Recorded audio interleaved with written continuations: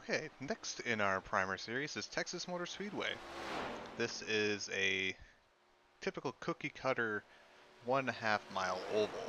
Now, as typical, I mean the shape of it is your typical what they would call a cookie cutter, in which it would be kind of an off-cut, little bit of a front end, a bit of a front stretch here, with turns 1 and 3 kind of having a similar arc. So Texas, Atlanta, Charlotte, those kind of fall into like the cookie cutter because those during the 90s, a lot of these tracks were being sprung up, 80s and 90s that were all kind of looking the same. So that's where when people think of a 1.5 mile oval, they typically think of this type of style of track. So let's go ahead and take this on because it's not like the typical cookie cutter track. Really, all of them are kind of distinct now at this point. Watch your Texas speed. 2, probably being the most 1, completely go. ruined of them all. When we get stuff there, just again follow the apron all the way to the exit of turn 2 here. So you just kind of ride in this here, and then you kind of gas it out here.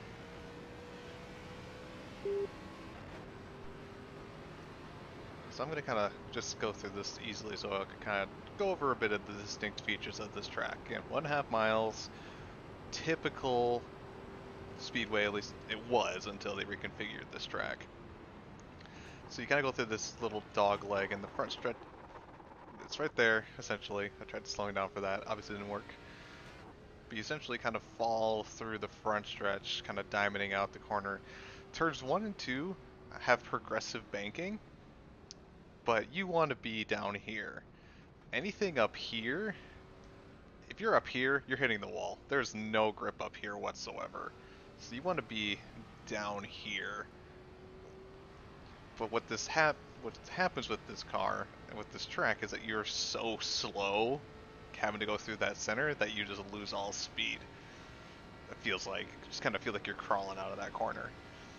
Turns 3 and 4 are what your typical 1.5 mile oval banking would be, but because we're kind of going out at such low speed, you can kind of go through this with a little bit of throttle modulation, just kind of hugging this inside line here.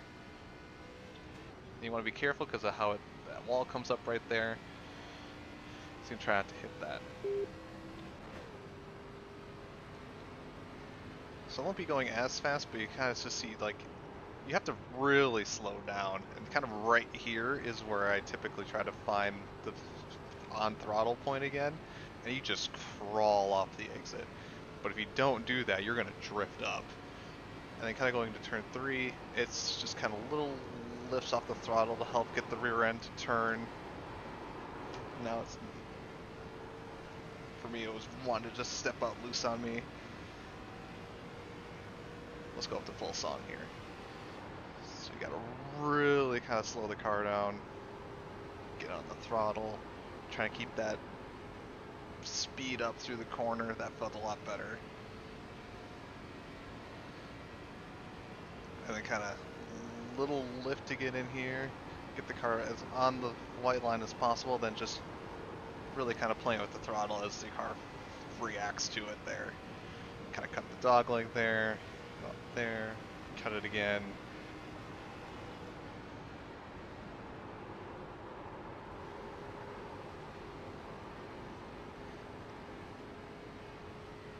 Turns 3 and 4, you're kind of on the limit, on the edge. Turns 1 and 2, you're just kind of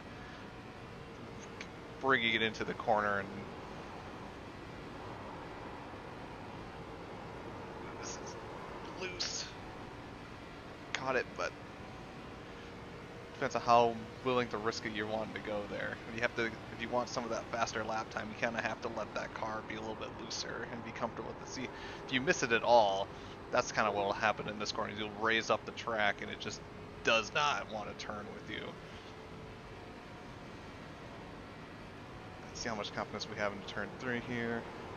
Yeah, you can already feel the car getting loose. That was a little bit more of a predictable line through there. That turn does allow for multi-groove racing, but the fastest way around is that inside line there. There we go.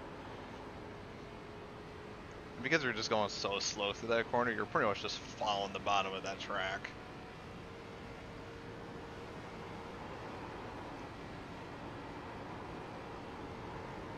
We're just kind of holding on to her there.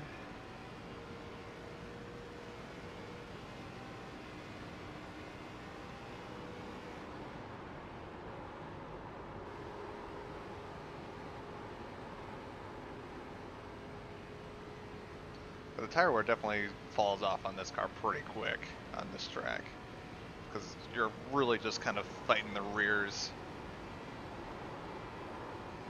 trying to get the most grip out of them as possible.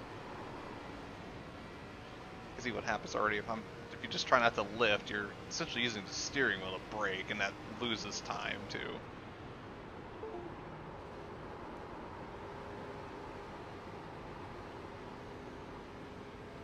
I think the best analogy I've heard is think of the steering wheel as a big brake, and like the more you steer, essentially the more you're putting brake on the car.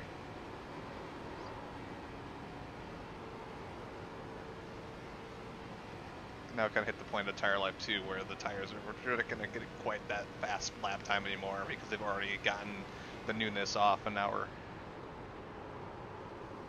having to just kind of roll around here. You don't really feel it so much in turns 1 and 2, but you really feel it in turns 3 and 4. Because you're just not as confident on the rear of the car anymore. You're having to essentially...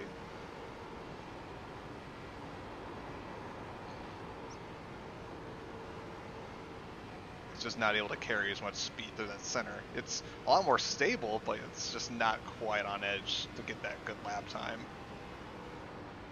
That's kind of where tire management is always kind of the key in this car. Getting on the pit road is also a bit dicey because it's right on the exit of 4, and you're going to start wanting to brake in the middle of 3.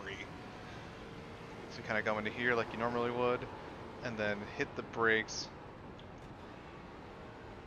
You kind of want to get to the apron. Watch your speed.